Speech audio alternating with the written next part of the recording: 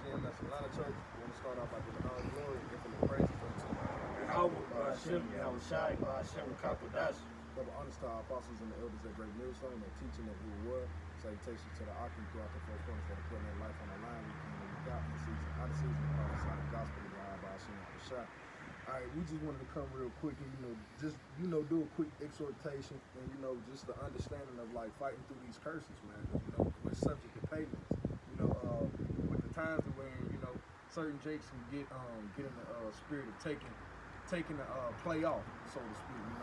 Things seem like it's slowing down here in America for a second, but, just because things seems to be slowing down, we're supposed to rev up, and a part of that is, Jake getting to the work. Like, just as Jake is going hard in the world or whatever, trying to make bread, you got to do the same thing in the spirit, man. So it's like it's no excuses. We understand, like, Jake got bills, Jake got problems or whatever, but at the end of the day, we still called to do a work, man. We can't be settled on our leads in there. So you can start out there. This is James chapter 2, verse 17. Even so, faith, if it have not works, is dead, being alone. Yeah, a man may say, thou hast faith, and I have works. Show me thy faith without thy works, and I will show thee my faith by my works. Yeah, and that's the point. You're supposed to show your faith by your works, man. You show your faith every day that you have faith, and that Esau's system, that Esau is a man in his word according to his system, so to speak, that you'll go to work every day. You ain't making no excuses, you ain't calling out, you ain't doing none of those things or whatever, because at the end of the day, bills still got to be paid, and everybody got to pay bills, man. So there's no excuses at the end of the day. So what you do, you get up and you make the whatever concessions you have to do, and you take your ass to work. So the same thing in the truth, man. If you really have faith in Yahweh Ba'ashem Yahweh Shai, we all understand, like, you get tired, you get weary in the spirit, demons gonna play you and mess with your mind. But at the end of the day, it's about the results at the end of the day. It's the results. Are you doing the things that are pleasing in the sight of Yahweh Ba'ashem Yahweh Shai? And that's that works, man. You have something you want to say? Yeah, come on, I want to grab a precept. This is Baruch chapter 4, verse 6. Ye were sold to the nations, not for your destruction, but because ye moved the Most High to wrath, ye were delivered unto your enemies. Like the brother just mentioned, that we are under these curses right now, but it's not for our destruction. We deliverance is for the nation of Israel, for you black, Spanish, Native Americans out there. So this is not the end all be all. That's why the scriptures say that this is not our rest. This is not the end all be all. So there's no reason to be down and depressed, worrying about your job too much, putting too much heaviness on your mind. Hey, we got something bigger to look forward to. Just that scripture alone show you that, hey, the kingdom of heaven is at hand. So repent. That's right. And, I just all right. What did you have something? No, that was Did you have something? no, go ahead. All right, I get this to back up the brother. This is 1 Corinthians chapter 10, verse 13. It says, "There have no temptation taking you, but as is common to man." So everything that Jake is going through, hey, can you point out and say, hey, he ain't went through it, this guy ain't went through it. Hey, it's common unto all men, man. Yeah. We wanna individualize this walk. It's like brothers don't understand, your situation is unique. I'll give you that, because every brother, he has to bear his own cross. But at the end of the day, you can't necessarily say, yo, this is uncommon to man, like you going through something nobody else has dealt with. It's actually, if I can add on to your point, it's actually better, with the circumstance that we're in. Why? Because we still have a chance at salvation. That's right. With us, we still having that's why the scriptures speak about balance, having a good balance. Because we still have to carry out, the law, statutes, and commandments, going out to the highways and byways, making your body a living sacrifice, making an effort to be around the brothers and forsaking your family, and still taking care of your bills. Still, going to your 9 to 5 or however many hours you may work. You just gotta, and it's not easy, but you still, have to work towards it, man. As the scriptures say, man, work towards the mark. I'll continue. It says, "But the Most High is faithful, who would not suffer you to be tempted above that you're able." See? You got it. Hey, it says the Lord will not suffer you, to be tempted above your able, man. Meaning that the Lord is not going to put too much in your plate. Whatever, Yahweh Ba'ashem Yahweh Shai has for you, you should be able to handle it, man. That's right.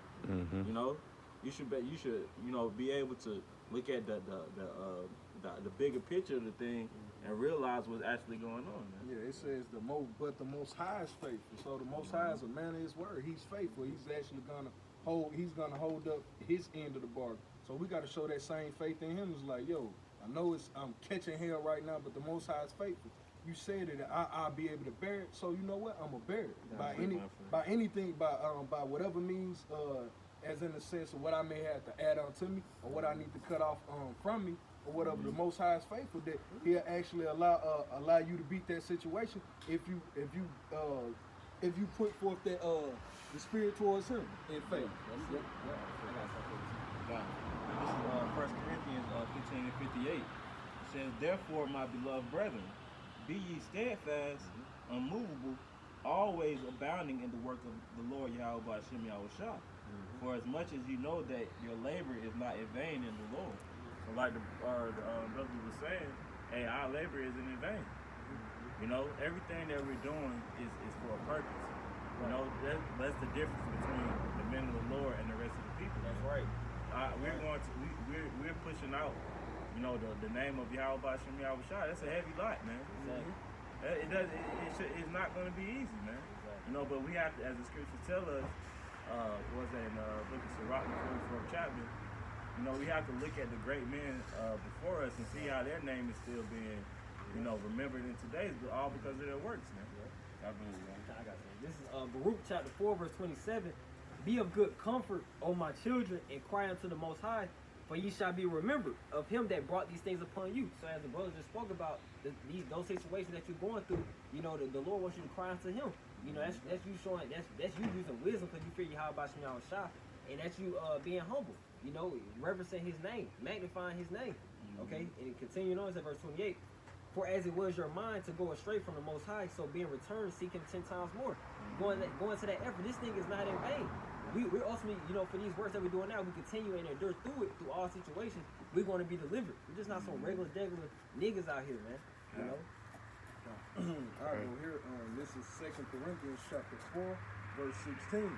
For which cause we faint not, that though our outward man perish, yet the inward man is renewed day by day. So the Lord knew, like, hey, you was gonna get your ass handed to you on this side. It says the outward man perishes day by day, but the inner man is what? He's renewed because you're constantly you have an understanding as to why you catching this hell, man. And we went off. And then and in turn you understand, like, yo, I'm catching this hell, but Yahweh Hashem Yahushua is with me. So you jump back into the scriptures and your spirit is renewed. Right. But if you going about it every day, it's like, man, I got to get this money, and you always in that wars me spirit. Yeah. Hey, demons will begin to plague you, Yeah. man. And that's how that outward man he truly begins to perish day by day, man. Because every day it's a little bit heavier, and in turn, what? It begins to wear on your spirit, man. It begins to wear on your spirit. So the Lord, you have to renew your spirit day by day by doing the work of Yahweh Hashem Yahushua, and you having this knowledge. It ain't just about, oh, I prayed today. What else did you do outside of praying? Because it should be nothing for us to think to send up praises to the Most High. But what else did you do? Did you call a brother? Did you go out of your way to read? Did you take time off to actually listen to a lesson? Those are the things. That's how you renew that spiritual man, that inward man, day by day, man. That's how it goes in this walk, man. So it's not an excuse for us to get in this woe is me spirit and to be like, yo, man, like you just don't understand. Like, nah, man, we got to get out of that spirit, man, because times are moving fast and things are revving up. Hey, did you have anything, right? Did you have anything? Let me see it. Select. Let me go back. Oh yeah, you Nah, you can bring us our iPhones. Oh no, it is. Alright. Nah, This is First Timothy chapter 6, verse 12. It says, fight the good fight of faith. Lay hold on eternal life, whereunto thou art also called, as has professed a good profession before many witnesses. You know, so it says fight the good fight of faith, man. Meaning we have to fight for this thing, man. You know, it just isn't going to be, you know, handed over to you, man. You know, the scriptures say, you know, lay up your treasures in heaven, man. You know, where mouth and where rust and mouth don't corrupt, man. If I paraphrase, you know. But this is what, you know, we're called to, man. So you have to keep fighting and keep pushing. Don't let, you know, your jobs or your, small, things rise up to sway you or move you away from the truth. The truth, the scriptures spoke about being unmovable, man. That's it. You know, rooted in how about Shem Yahushua. You know, that's what's there. That's what's most important, man. You know. Matter of fact, I wanted to get this one precept. Matter of fact, this is second Ezra. Yeah, come on. Let me start here. This is second Ezra chapter 7. I'll start at verse. Kalaya need to move. I'll start at verse 6. It says, this is second Ezra verse 7, I'll start at verse 6. There is also another thing. A city is built and set upon a broad field, and is full of all good things. The entrance thereof is narrow, and is set in a dangerous place to fall, like as if there was a fire on the right hand, and on a left a deep water. And that's the pitfalls and what it truly is to be in this walk, man. You know, it's fire on the one side, it's deep waters on the left. So that's straight gate. And the Lord is telling you, it's like, but He spoke of a city with many goodly and rich things in it.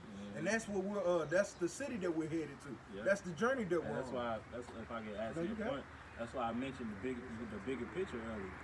You know, that's the bigger picture is the kingdom of heaven. That's what we're fighting for. That's going to last forever on earth. Yeah. Like, come on now. That's the bigger picture, man. Don't look at your day-to-day, man, paying a light bill the other day. Look at the bigger picture, man. Right. You know? All right. And continuing this verse 8, it says, only one path between them both, even between the fire and the water. So small that there could but one man go there at once. If this city now were given unto a man for an inheritance, if he shall never pass the danger set before it, how shall he receive this inheritance? And that's the point, man. For us to receive the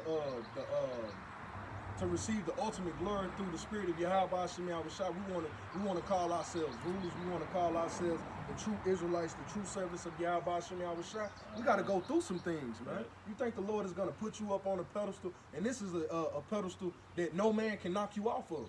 You know, Esau is taking the glory from Michael Jackson, Prince, all of the great Israelites of this world. But the glory that's to come, no man can take away from you, because it was given by Yahweh Shem Yahushua Himself, man. That's what we're fighting for. We're fighting for that eternal glory, man. So the Lord is saying, like, yo, you think I'm gonna give you all of this and you ain't put up no fight for it? Right. Like, I know the hell that comes along with this, man. Fire on one, deep waters on the other side. Right. It's hell to get to this good city. But hey, it's worth it, man. Right. So that's the gist of this lesson, man. It's all worth it at the end of the day, man. You know, you're gonna have your ups, you're gonna have your downs. It's gonna take endurance sometimes. It's gonna take spirit a lot of the time. But at the end of the day, man, you're trying to get to that good city, man. Hey, but with that, if brothers didn't have anything, we want to end out by giving all glory, infinite praises unto Yahweh, Ba'ashem, Yahushua, Ba'ashem, Rakakadash, double understar apostles and the elders at Great Millstone. Continue to push. Shalom.